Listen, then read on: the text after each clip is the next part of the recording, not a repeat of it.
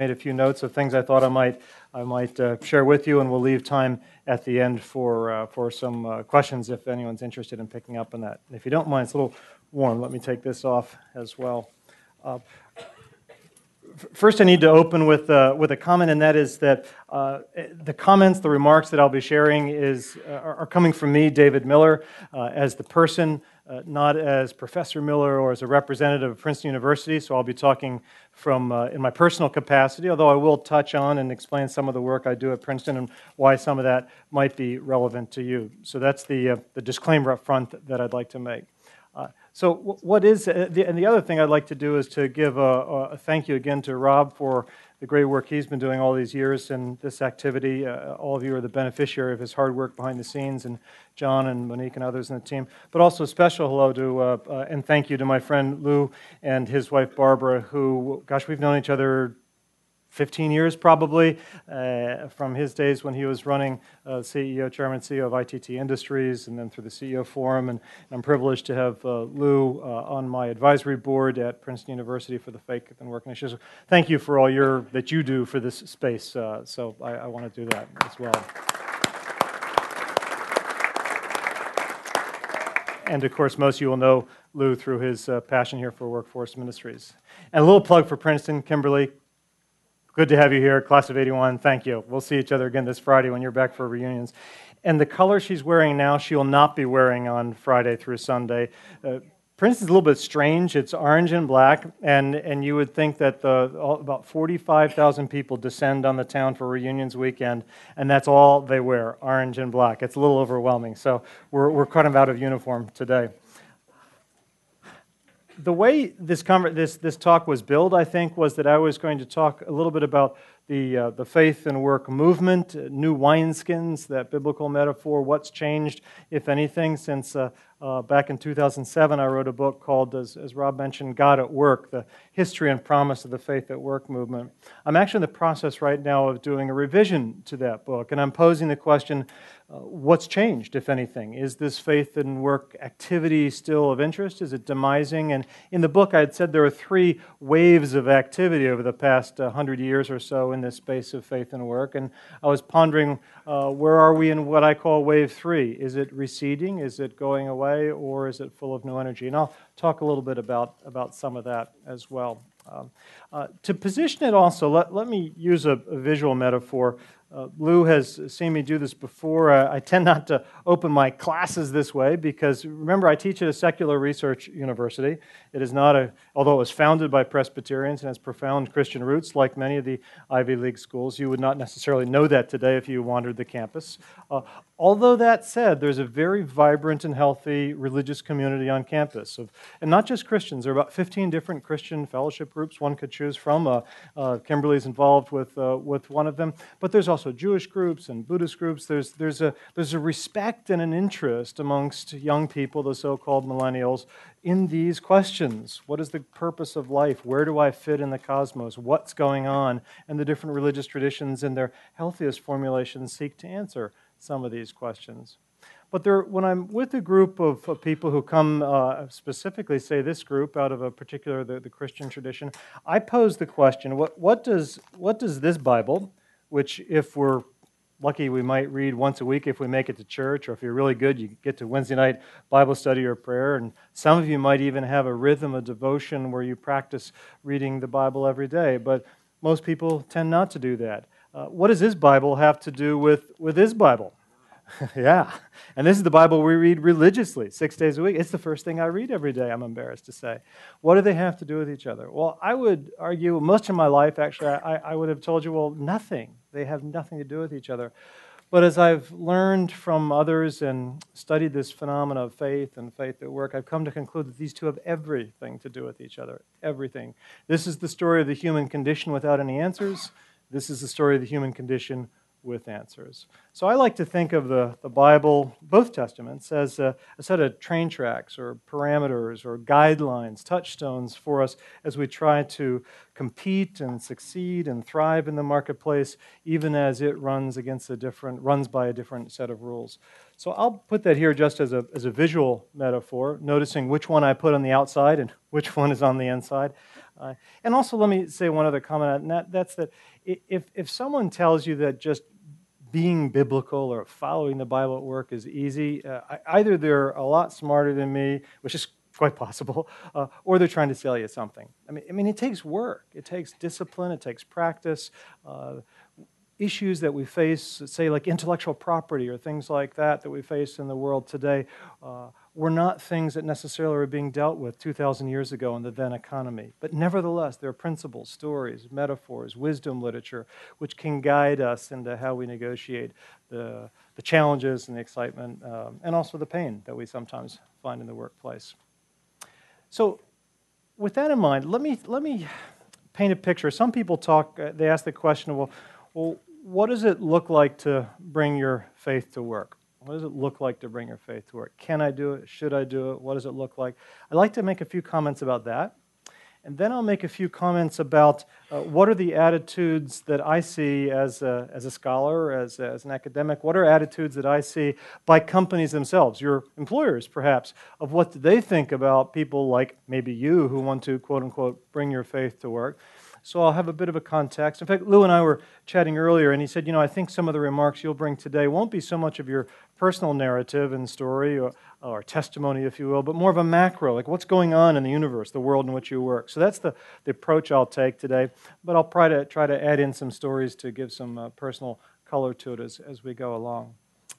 Broadly speaking, I see four ways that people bring their faith to work. Now, first of all, arguably, some people talk about, bringing God to work. Well, my theology says, and maybe yours is different, that we don't bring God to work. First of all, we don't own God. God's already there. So let's sort of start that as a working assumption. And perhaps the God that some of us may believe in is inviting us to recognize that and acknowledge that. And some of you may think, well, I work in a God-forsaken place. It's a horrible place. And you can go through all that.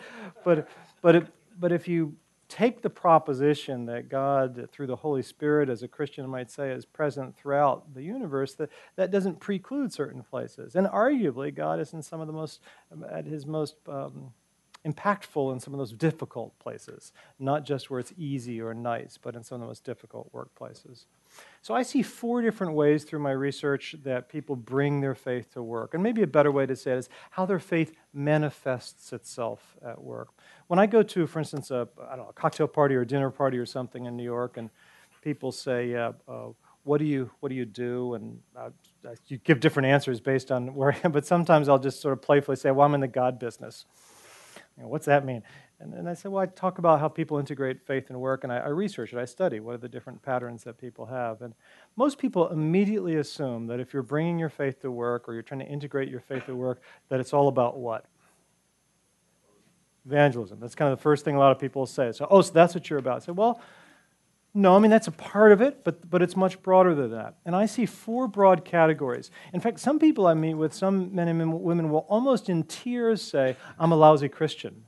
What do you mean? Well, I don't know how to talk about my faith at work. I never do it. I'm embarrassed. I'm a lousy Christian. And I said, well, I don't know if you're a lousy Christian or not, but that shouldn't be the only metric that you use for that. Here are the four different ways that I see people do it. And let's start with, and they all begin with the letter E, just helps me remember it. And I call this the integration profile.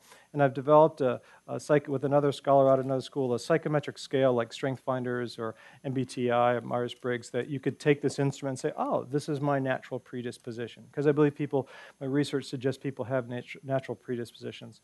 Well, the first is that someone I use the word expression. How do you express your faith at work? How do you express your faith at work? Now, some people might like, or a Christian might like to use the word evangelism for that.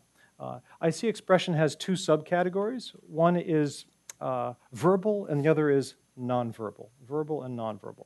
So many people, they express their faith. They feel compelled to. It's a duty or a responsibility or something they desire to do as part of their Christian identity. But they're very uncomfortable doing it with words, but they'll do it nonverbally, through their actions and or perhaps symbols or signs or clothes they wear or wearing a cross. And people from other religions as well. They might wear a Star of David or other attributes.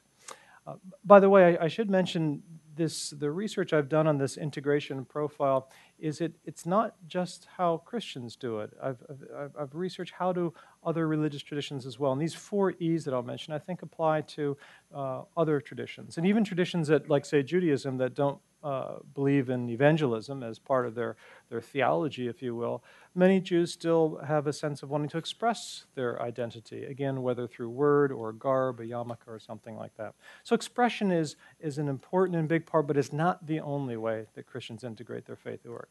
The second also begins with an E, and maybe it would come quickly to mind, and that's ethics.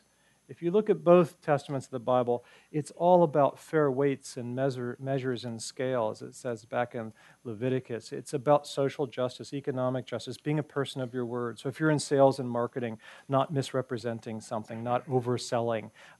If you tell someone you're going to do something, you do it. Your word is your bond. It's justice, questions of ethics. So ethics is very central to many people, and they may not be comfortable talking about their faith, but their personal probity, how they carry themselves. Are they exaggerating on expense accounts, or are they doing things that are inappropriate? So ethics too has two subcategories. One is your personal ethics, and the other is the social ethics, or the ethics of your organization.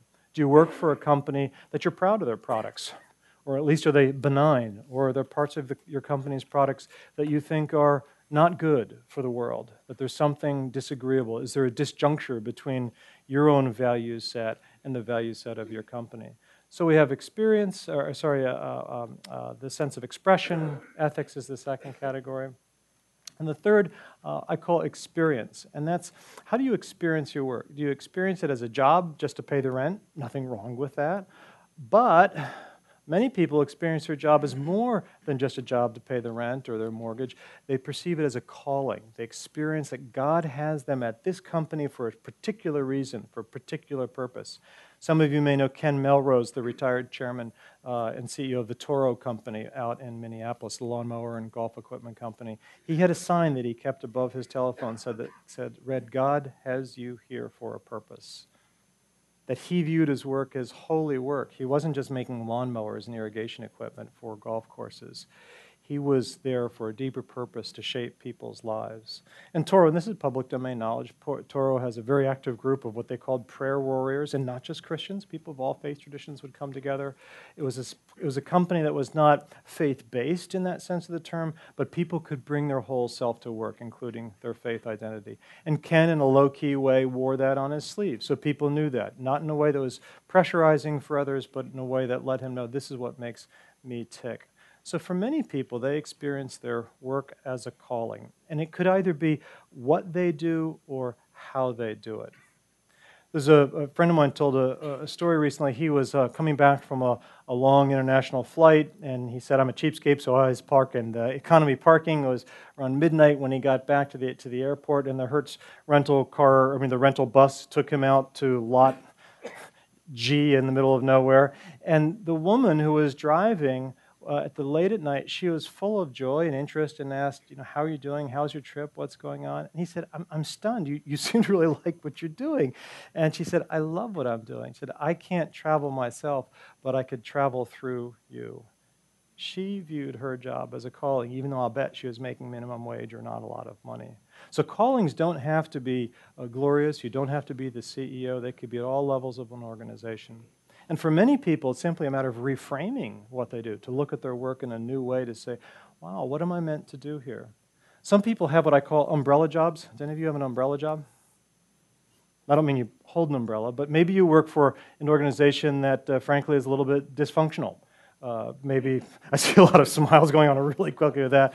Or maybe your boss is a narcissist or a prima donna, and he or she takes credit for your work or doesn't put you forward, or you're under such pressure that it's just every day your stomach is in knots. Some people, your job, your role, your calling may be to be an umbrella, a protective umbrella, to protect all the people that work for you from all the you-know-what that's coming down from above. And that's a noble calling. So sometimes we're called to work in places to help others, and almost what we do, while still important, may not be the real reason we're there. We're there for the people, to help them, to encourage them, because they may not have the strength or the fortitude or the extra resources that you do. So we have experience, we have ethics, we have expression, and the fourth E, as I call it, is what I refer to as enrichment. Enrichment. So what do I mean by that? I don't necessarily mean making money in that sense of riches, But it's the other activities, in a sense, are tending, they point outwards. They point outwards into the world. This is a pointing inwards. Some of you remember the text about being a balm in Gilead or a healing agent. So this is the person, like my wife, who might get up a half an hour earlier and read the Bible, or just quietly lay in bed and just pray for people through a list. She, every day of the week of the month, she has different people she prays for. Like clockwork, and she will just do that in solitude. So enrichment is the inner tending of the soul. Some people do it solo. My wife's an introvert, so she likes to do these things solo. For others, it's maybe coming together in a group, such as this. Or in a way, you're probably here for lots of reasons, but one of them maybe is that at some subliminal level, it helps to have reinforcement to know I'm not nuts, I'm not crazy, I'm not the only person thinking about connecting Sunday to Monday, overcoming this gap. And to see other people in different walks of life is a certain encouragement. So maybe some of you are motivated by enrichment, that your way you bring your faith to work or the way you manifest your faith at work may be very hidden, very unseen, but it's this spiritual nurture that you provide yourself. This instrument I mentioned, this scale that you can take, and we're just about done. We're working on having an online version of it. We're just about done with it. One of the prototypes I had an executive team take of a company. In fact, I don't think they'll mind me saying it. ServiceMaster, their executive team, and the then CFO took it, and she was, boy, talk about someone who was highly ethical, both her personal probity as well as her organizational ethics. She said, well, I know I'm going to be in ethics. That's obviously who I am. But when she took the instrument, she took the scale, she realized that actually her primary go-to type was enrichment. And then she realized, well, it's true. I get up a half an hour before my husband and the kids. I do a Bible devotional. I do a Bible study. And that's what gives me the moral rectitude and strength to stand tough and strong in the face of business pressures where the market might be wanting another penny and want me to, not to fudge the books, but to do something that is questionable of my judgment. It was the inner fortitude she got through her devotional life.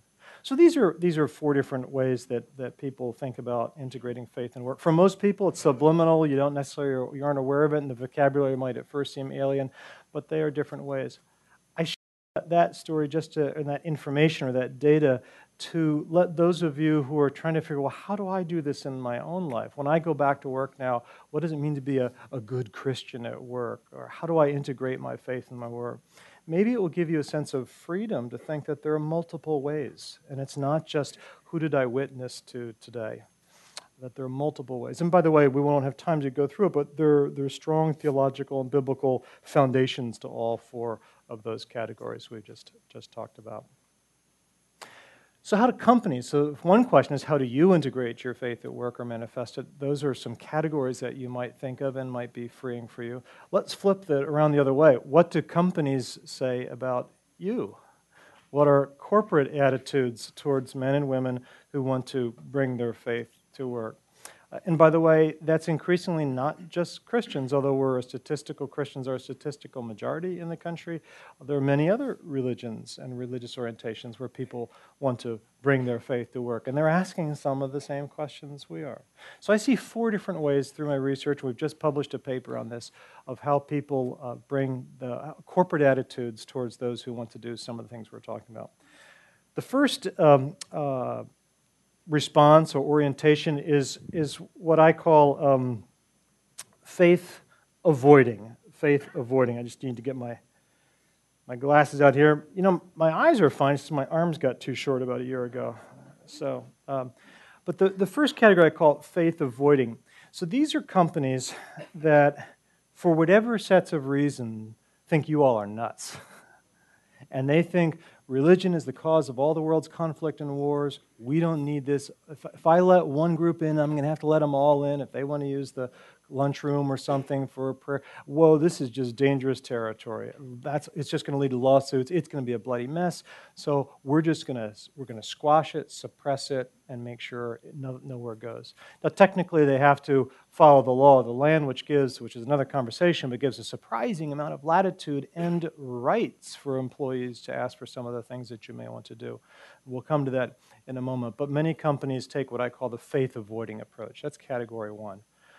The second approach that some take is almost the other extreme, if you will. It tends not to be so much in publicly traded companies, but more in privately held, owner-operated companies. And that's what I call the faith-based approach. So faith-avoiding, faith-based. The faith-based company typically, not always, but typically will pick one tradition, the tradition usually of the founder, and say, well, we're a Christian company.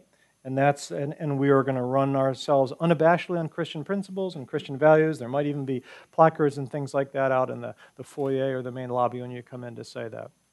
Now, there's some pluses and minuses to that.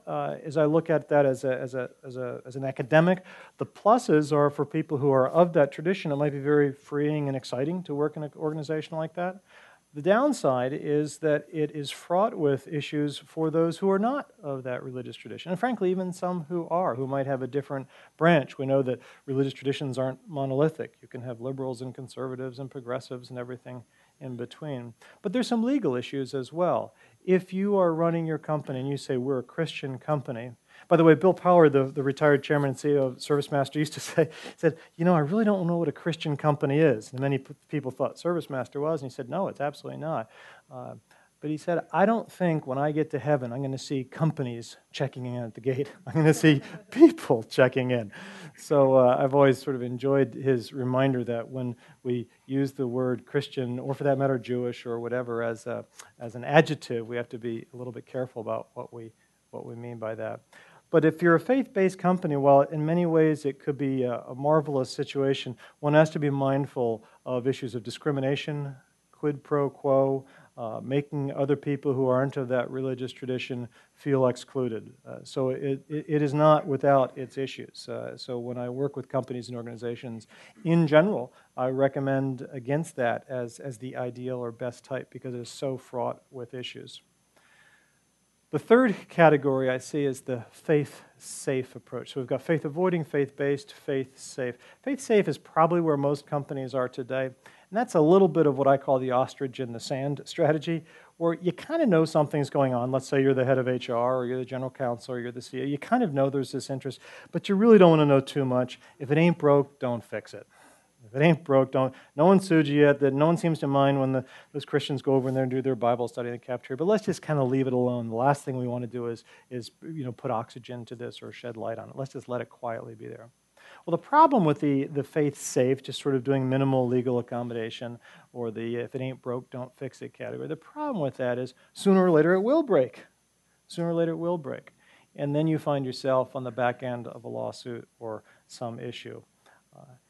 Which leads me then to the fourth category and the final one. And while not necessarily appropriate for every organization and some of the advisory and consulting work I do, I suggest that this is a model that people think about, that hopefully takes the best of the others and avoids the worst of the other categories. And that's what I call the faith-friendly company, faith-friendly. Just like companies have, the reality is the corporate world gets to deal with all the social issues first, with maybe the exception of the military, but the corporate world is in the forefront of every difficult or new or exciting opportunity that comes along. So corporations have learned to deal with, and although certainly have it far from right, they were on the front end of how do I think about race and racism and issues like that at work. So companies became race-friendly. Then they became female-friendly, recognizing, wow, women should have the same jobs as men and be paid the same amount. How's that for a concept? And so the female-friendly policies. And then family-friendly policies of having daycare and flex time and things like that. And while controversial in some circles, the whole gender orientation question of how to deal with that. I think the big question that many companies are dealing with now is the question of what do I do with the question of faith? And what does it mean to be a faith-friendly company? So my suggestion is this fourth category is a way that actually offers many possibilities for a company. First of all, faith includes 100% of your employees. Every single person has faith. What about the atheist? You might say, well, the atheist also has a faith. He or she believes in something material, that which they can measure, see, feel, and touch. That is a worldview. That is a way of filtering meaning and purpose in your life. So faith-friendly includes 100% of your employees. Very few other organizations can claim they have any one attitude or policy that includes 100% of employees. So a faith-friendly company includes everyone. Faith-friendly company, different than a faith-based company, is not privileging one tradition over another. So everyone has a seat at the table, even faith traditions you might disagree with. So around the table, everyone has a right to bring their whole self to work. And all of the research, all of the management research, best practice today talks about treating people holistically, right? Just like holistic medicine, holistic management practices. If you treat your people well and holistically, they will thrive, they will flourish. The research says that they'll be more loyal, more creative, more engaged, more satisfied, lower absenteeism, whatever metric you look at. If you treat people holistically, or as a Christian or a Jew might say, as if they were created in the image of God, whoa, you treat people differently. And a faith-friendly company the argument that I find it just jumps out of the research, both mine and other people's research, is that faith is a part of human identity, human existence, human anthropology. And companies that do that might actually get some commercial benefits. Forget whether you believe in any of the underlying theology, but there might be business benefits to being a faith-friendly company, business benefits. There are now some companies, Tyson Foods have done this. If you go to their website, tyson.com, and I don't mean this as an advertisement for them, but you'll see in their publicly traded company, one of their 9 core values, it says, we strive to be a faith-friendly company. Pretty amazing. And they're the first to admit they don't always get it right, but the idea is that by welcoming all people and allowing people to bring their whole self to work, that you don't have to park your faith or your religion at the door when you go to work. Now, to be sure, what I'm not talking about in my research is that we should try to turn the company into a church. It's still a company. It's a for-profit business. It has obligations and duties to its shareholders and other stakeholders. So while employees increasingly have rights that they're pursuing to live out their faith at work, it still has to be within certain parameters, and people have to learn to play nicely in the sandbox and to be civilized and work well and respectful with each other. But to me, that's consistent with being faith-friendly, sort of the accent on friendly, if you will, as opposed to hostile or judgmental. So these are some categories that you could look at your own company and say, well, where are we in this journey?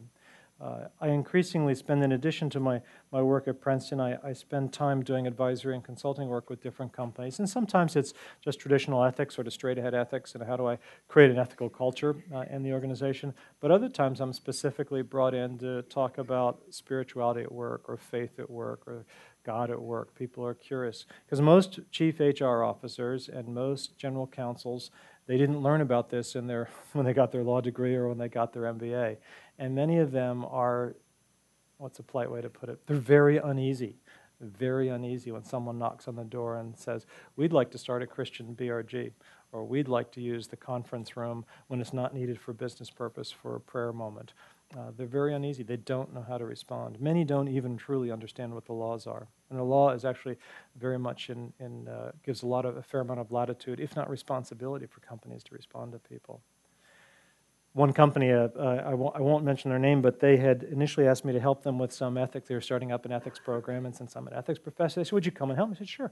So I spent some time with them, and then the guy took me aside and said, by the way, the chairman of the company said, please don't do any of the God stuff. Okay, I don't know what you mean by that, but okay. So, don't talk about it. Okay, fine.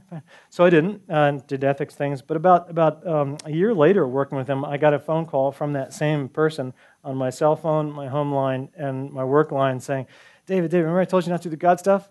We need you to do the God stuff now. What had happened? They took option 3 of faith safe, or if it ain't broke, don't fix it. They had a prayer line that about 900 employees were on this prayer line, and well-intended, but unfortunately, and think of HIPAA and personal HIPAA regulations and personal privacy, someone said, I want you to pray for Tom, who has prostate cancer. Well, Tom didn't want everyone to know about it. It was a secret. And he was livid, and he complained. He's mentioned by last name as well, and went all the way up to the general counsel's office. And the general counsel, who was actually very hostile to anything to do with religion, she said, cease and desist, misuse of company assets, the email list and so forth that went out. Well, then 900 people got all upset, saying, we understand that we made a mistake. This was wrong. We can put in new protocols to fix that so people understand HIPAA and personal confidences and so forth. but I think we've killed a mosquito with a sledgehammer here. And that's when they called me in to help them try to figure out what to do next. And oh, by the way, guess who one of the people was who was on the prayer list? CEO of the company. So you might be surprised, and Lou and I have chatted about this sometimes, it's stunning how often people who are in the C-suite in your companies may often very well be men and women of faith, whether of your own or another tradition, but they're sort of culturally acclimated or almost taught to hide or suppress that, because people might think, oh, you're a wimp, you can't make hard decisions if you're a person of faith, as opposed to the fact your faith might actually be precisely what helps you make hard decisions, but in a faithful way. So this space that we're talking about it's still controversial. People don't know what to do with it. There's a lot of misconceptions. But one of my observations is what has changed is that the HR community and the general counsel community, lawyers, are beginning somewhat defensively because they have to. They're paying attention to it. It used to be if I were to talk to, and I've been to different conferences talking to the HR chief HR officers and diversity inclusion officers, they would usually politely say, well, that's nice what you're talking about, but that has nothing to do with us. And I would say, well, that's interesting. All your literature, and I would quote from their corporate website that you're interested in treating people holistically and you welcome diversity and inclusion. That's a good business proposition. They all vociferously nod yes. And I said, well, faith for many people is central to their identity. And whether they're born with that faith or whether it's an active decision, it's part of who they are. And if you're really saying you value diversity, then you should be thrilled to be thinking about religion and different experiences that come with that as a perspective. I used to say that people would laugh at me. Now they're not. In fact, it's public domain. Deloitte just did a commissioned a survey. They do lots of surveys. And one of their surveys was about the importance of understanding diversity and inclusion, not in the old categories of race, gender orientation, and so forth, ethnicity, but to thinking it in a broader sense. And the more enlightened companies, if I could put it that way, or progressive companies, are recognizing that worldviews and experiences, and faith, religion is a worldview. It's how you feel that they are extremely important if you want a diverse and inclusive workforce. You need to think about that. So what once was taboo, I think now is front and center. What people lack is a language and a framework to talk about it civilly and helpfully. And that's some of what we're trying to resolve through our research at Princeton, is to give people tools and ideas. So that for those of you who are thinking about this in your companies, you might have a few years ago been given a quick brush off and like, go away, you bother me. And you still may get that today. There's one woman I've been in correspondence with who was just dismissed from a large organization whose name I can't mention, and she has gone to the EEOC and is claiming recrimination because she wanted to start a Christian fellowship group and they told her no. So it's not easy for those of you who are doing that, and I commend those of you who are trying to think through how to do that. But there's more and more of a valid business proposition. It's less of an issue of just me and my own faith, but there's evidence which suggests it's a valid business proposition for people to think about. By the way, EEOC, some of you may read the data on the Equal Opportunity Employment Commission. If you had asked me when I wrote the book 8 years ago, when I was doing some of my research 10 years ago, what were most of the religious complaints about, what do you think they would have been? If someone went to the EEOC, registered a complaint if they sued, most would be about proselytization and harassment. Religious harassment, proselytizing, and quid pro quo. In other words, you come to my church, wink, wink, and I'll give you a promotion. So there was certain pressure on people. Well, if you look now, that's no longer what all the complaints are about. I mean, there's a few of those, but those really aren't the issues. Most companies have figured out how to avoid religious harassment. They've figured out how to not have quid pro quo, and if someone misuses their freedom of speech rights, that there's remedies for that. Most of the complaints now have to do with religious accommodation. And it's someone who's typically not from the Christian tradition. It's someone, maybe a Muslim who's come as an immigrant, or another religious tradition. There's a lot of religions out there, by the way. Some might strike mainstream religions as curious and hard to understand, but people are exercising their rights, their legal rights as citizens in this country, to ask for certain accommodations. And what often this first-line supervisor will say, That's crazy. We don't do that here. Go away. And then that person goes and talks to their lawyer, and guess what? You get sued. And some of these are public domain. You could just Google it. You could read about them. There was the woman who worked in Oklahoma, Oklahoma City, I think, for one of the fashionable clothing retailers. I'm blanking on the name at the moment. She was Muslim. She wanted to wear her scarf, and they said, no, you can't do that. They didn't handle it well. They didn't think through what they were saying. Well, she's sued and won. And by the way, the company's changed their policy now.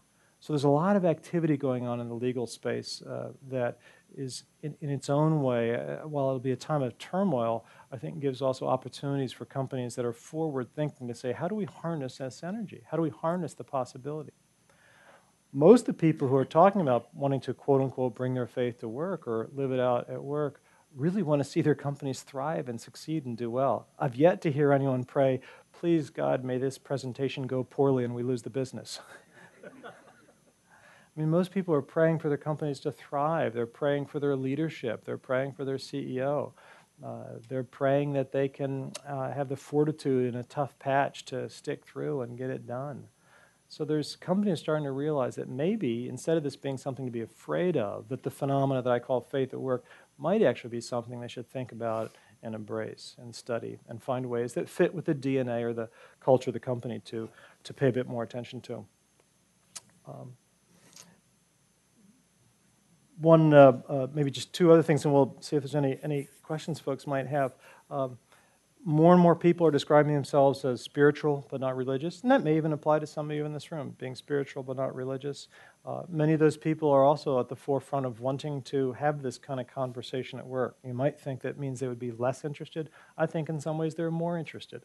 They're yearning to figure out, how do I do this? How do I think about this?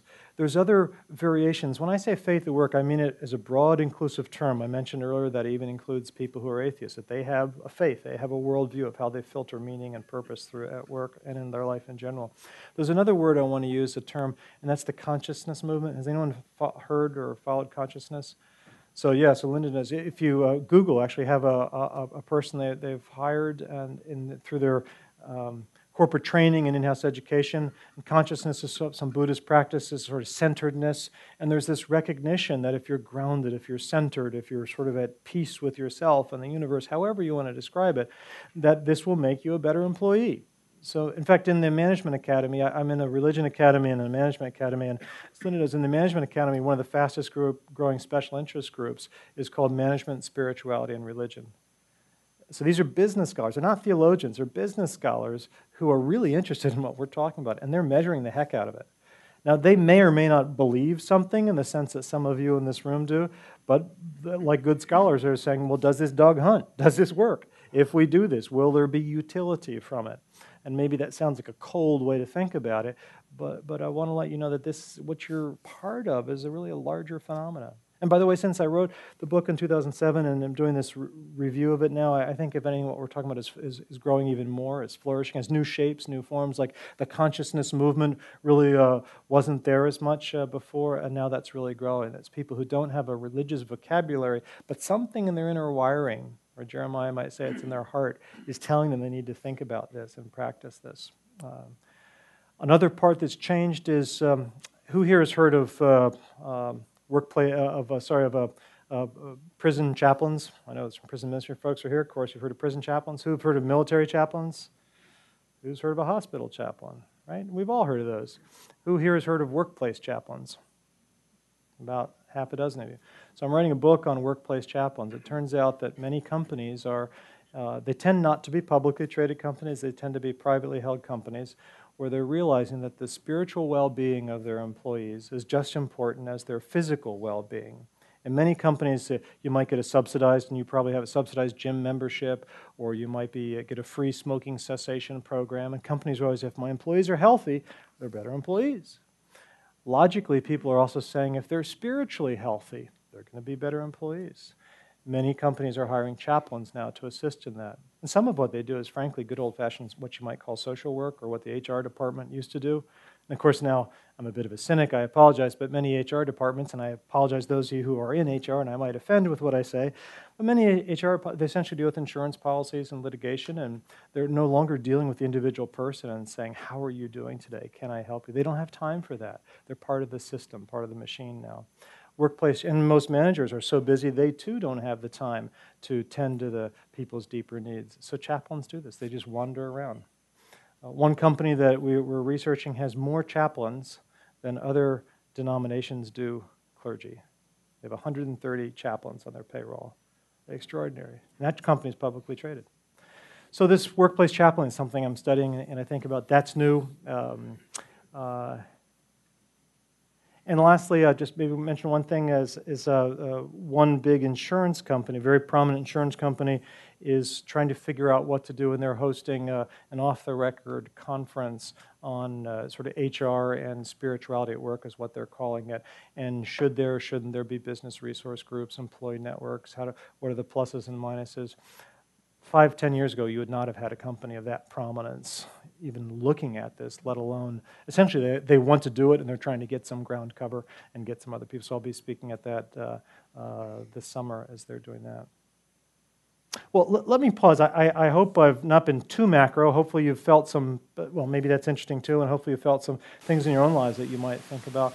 Let me pause and ask, take any questions of whatever nature you want, and I'd be glad to go wherever we go. So let me first go the furthest guy away with the man with the beard back there, I think.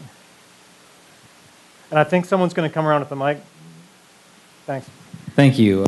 You mentioned faith-based companies, and we think of companies like Chick-fil-A or Hobby Lobby, yeah, and we often look to them as our heroes. But you also had said that you didn't recommend that as an approach for a company to take. I'm curious, based on the problems those companies have experienced, what would you recommend to them, or what would you say about that? Yeah, so I want to be a little careful. First, let me repeat, it's me speaking as David, not speaking as representing the university. Secondly, I probably was too wide. Companies that are clearly faith-based have challenges as well as pluses. If you look like and believe in what that company does, well, it could be a hugely exciting thing for you.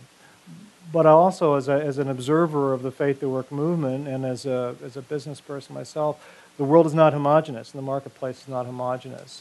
And think about it biblically. Let me sort of pose the question back to you. If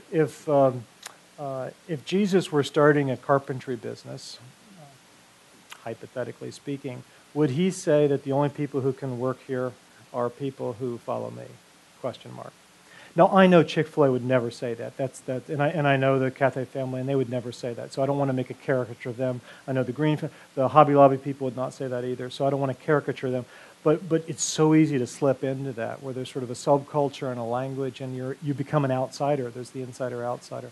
So I'm cautious with those. I don't want to say they're bad. They're many wonderful things, but I'm cautious. What I would challenge, as a general rubric, I would challenge companies who want to embrace faith and where the founders have a faith base of their own life, say, how can we do this authentically, that's true to us and our family and what we believe, but make sure we are friendly to other traditions, that those people can feel like they could work here and thrive as well and not be a de facto second-class citizen. So I hope that puts a bit more color on what I said earlier might have been a bit too limiting. Yeah, Lou, do you want to help organize us here? Well, I think you're doing fine. Another question right back here. Bill? Yeah. John?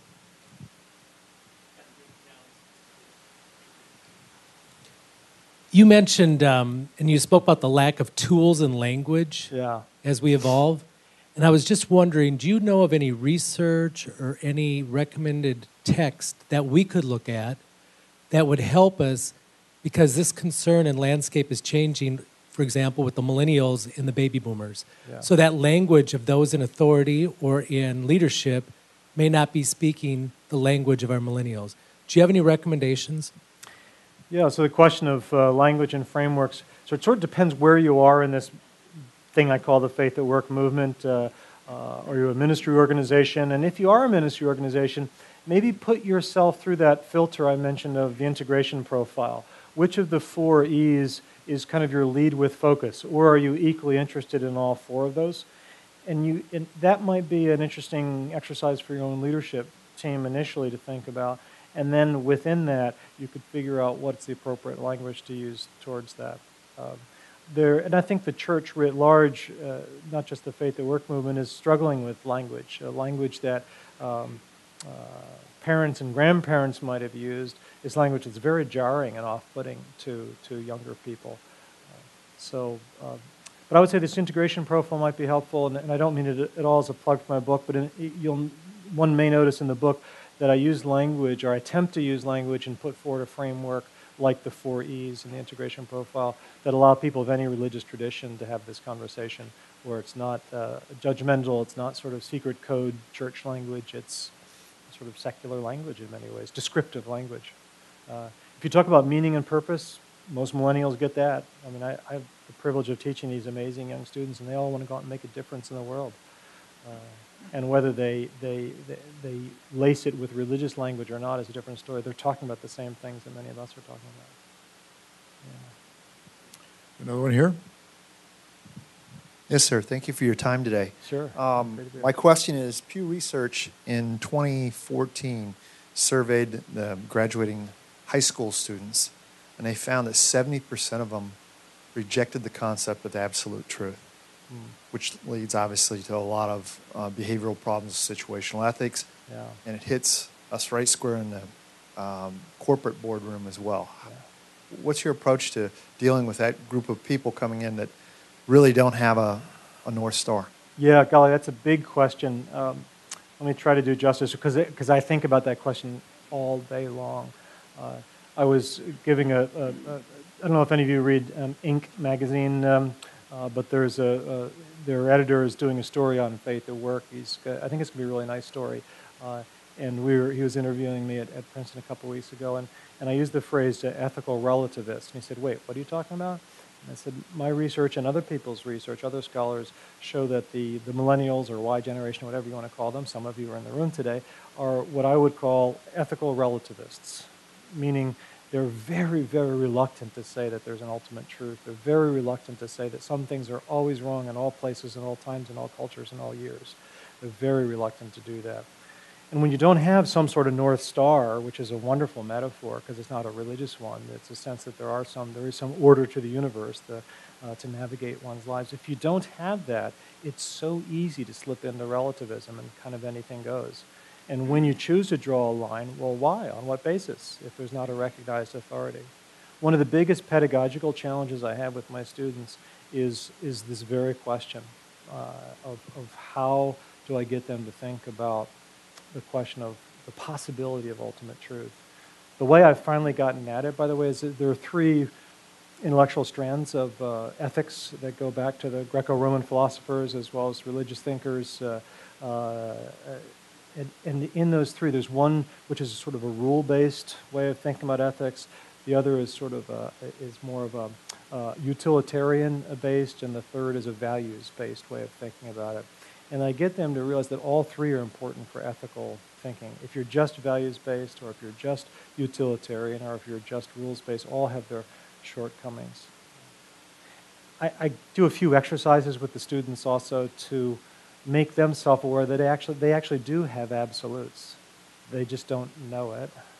And once they discover, and I frankly kind of, I don't want to say I trick them. It's an exercise I do where at the end they kind of realize, oops, I guess I do have some absolutes. And then the only question is, what are those, and where do we draw those lines? And that's where the really interesting conversations get. But it's a huge challenge for corporations. I do some advisory work in the financial sector, and if you have people who don't believe in authority and don't believe in forget religion for a minute, just that certain ways you do and don't do things in the corporate world, you're just opening yourself up for massive amounts of compliance issues and penalties, and you could kill the company. As you all know, how some younger folks may think about intellectual property is very different than a 60-year-old might think about intellectual property. To take one example.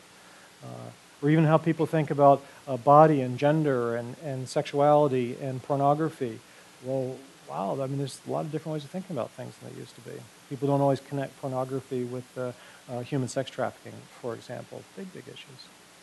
So, yeah, it's a huge challenge in the corporate world is I don't know that they're fully aware of the ramifications. There's a lot of studies that talk about this ethical relativism. So, yes, sir. Oh, hang on, here comes a... Let I'm me sorry. we'll start over here, and then we'll get Apologies, Mike over yeah. there. I've often heard that Barner statistic in many venues like this, and I find myself thinking in 1920 or 1910, if they did the same survey, it would be the same 70% of 18-year-olds that didn't believe in faith. All right. And how much of it has to do with maturity, versus, we're going to find it when we find it. I liked what you said earlier. You said whether we're born with our faith or whether we actively, decide. And that decision comes sometime in life, and for many of us, not at the 18th birthday. Yeah. Right? No, I think that's. I guess all I could do is agree with you. By the way, there's a recent Pew study that got a lot of press that suggests that sort of Christianity is dying and the world is falling apart and so forth. One of the scholars I work with pointed out, who's a sociologist of religion, and he studies. He knows how to do polls and surveys. Independent of that, he said, in general, I said, what do you think of this? He said, in general, I increasingly do not trust, I think he used the word distrust, I distrust the surveys and polls we're reading. Why? Well, it has to do with methodology. Any of you who do any sort of quant stuff or scientific stuff, you know that your methodology often can even lead you to an outcome or not.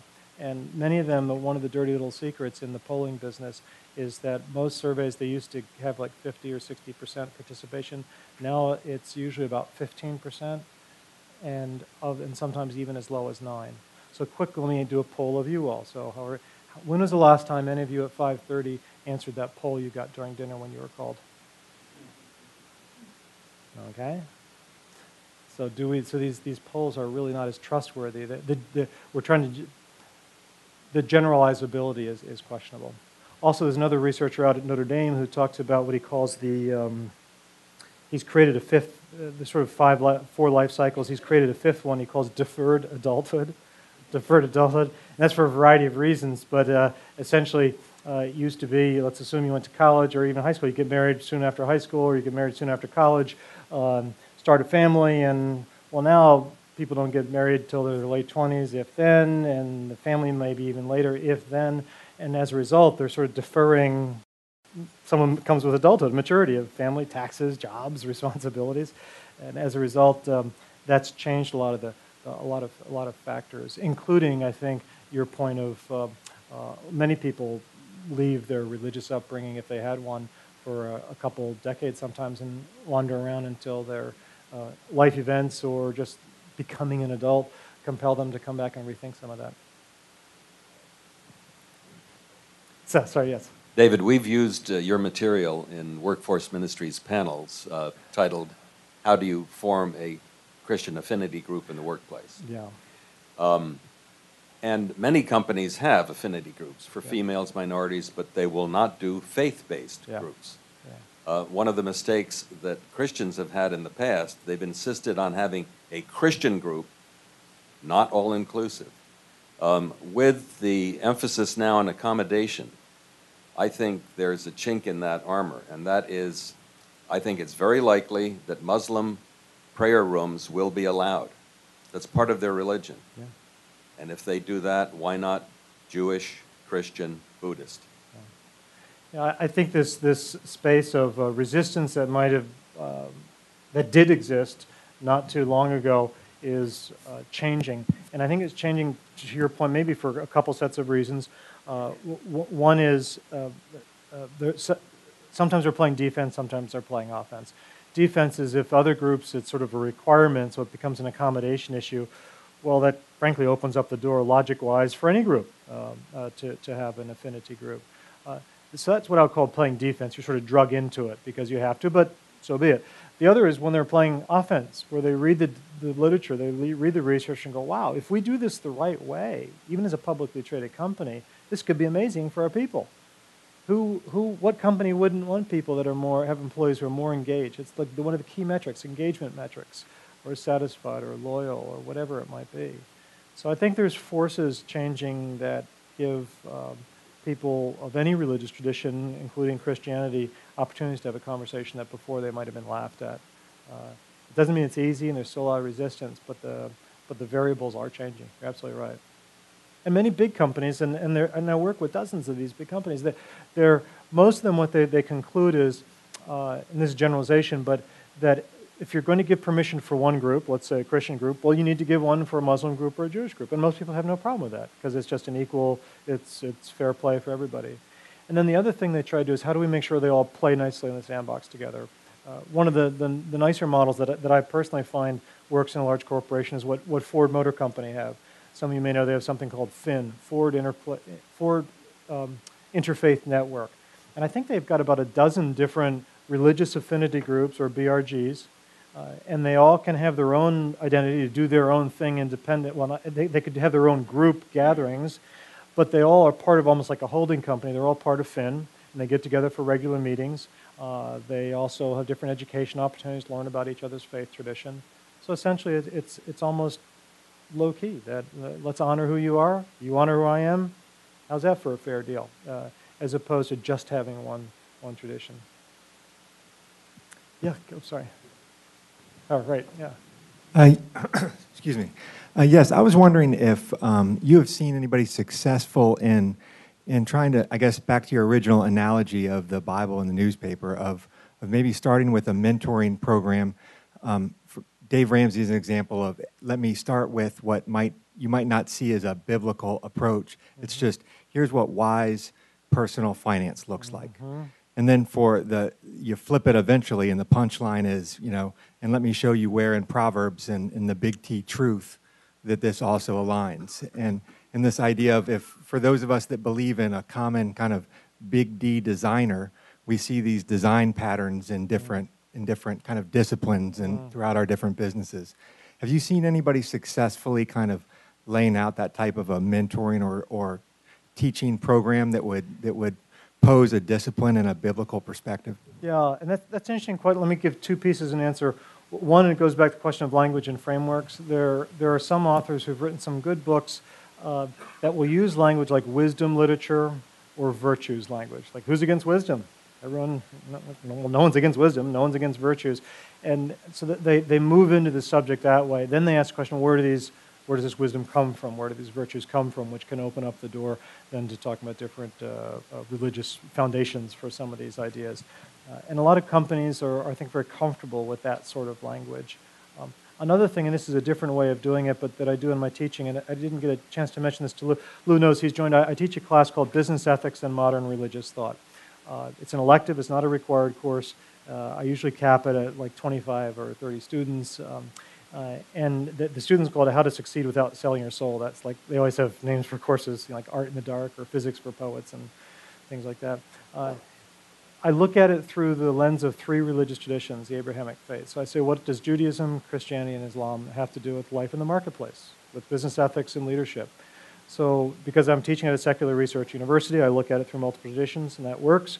And then we look at, in fact, these three traditions have an awful lot to say about what a life of, an honorable life as a Christian or as a Jew, et cetera, might look in the marketplace. The students are thrilled to talk about it.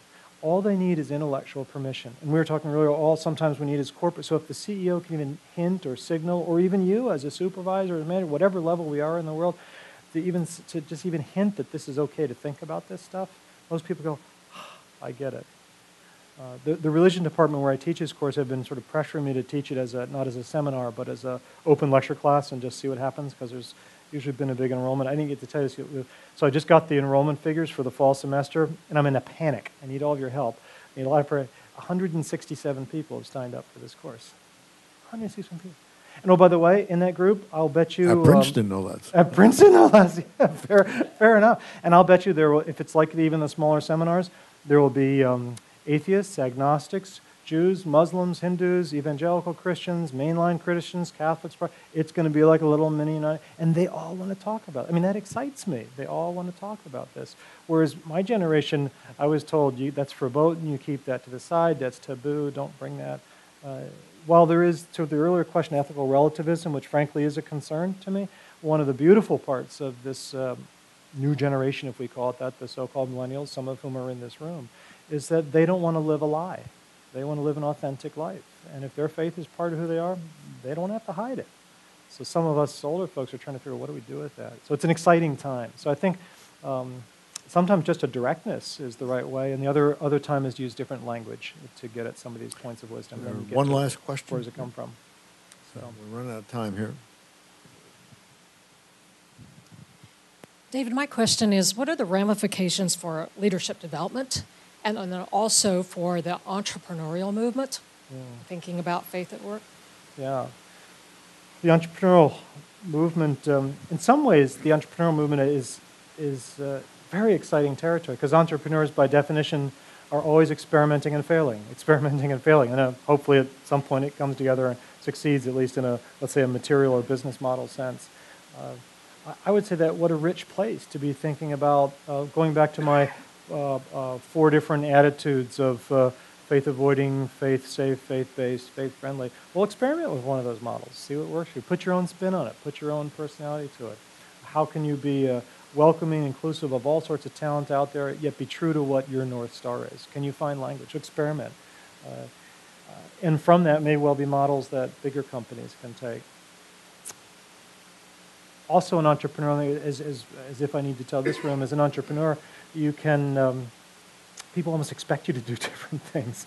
So you're not nuts, whereas if you try doing it at an old line company, an IBM or something, there's going to be all sorts of concerns. Leadership development, most of the new research coming out, and maybe it's been around forever, on who are the best leaders, are leaders who are authentic and they're grounded. Go back to Jim Collins and Good to Great, the level 5 leader. The level 5 leader had 3 attributes, you might remember. Level 5 leader was a telos-driven vision, goal. He or she knew just where they were going. They had a clear sense of direction. The second is that they were not this sort of rock star CEO wanting to be in the cover of every magazine. They were humble, took blame whether it was theirs or not, and gave credit to everyone else. And the third, they were not wimps. They were tenacious as all heck. They would not let go of things. So leadership development, I think this authenticity, if faith is part of who you are, I think being authentic about that, that could be one of the rare little bits of secret sauce that keeps someone anchored and grounded. And if, like most leaders, you screw up, whether on a grand scale or a small scale, that could be part of the healing process and recovery process. One CEO I'm working with right now is alcoholic, and he had a cataclysmic event. He'd been off the way and sober several years. Recently fell off it and did some really inappropriate things at a Christmas event and got fired. And yet his faith now is part of his healing process to give him a second chance at life and the corporate world. So those would be a couple quick thoughts. Well, David, let me interject myself here, and because we're running out of time. You see there's obviously a lot of interest in your talk today. But and my name, by the way, is Lou Giuliano. On behalf of Workforce Ministries, I'd like to ask you to all join me in thanking David for his time. Thank you.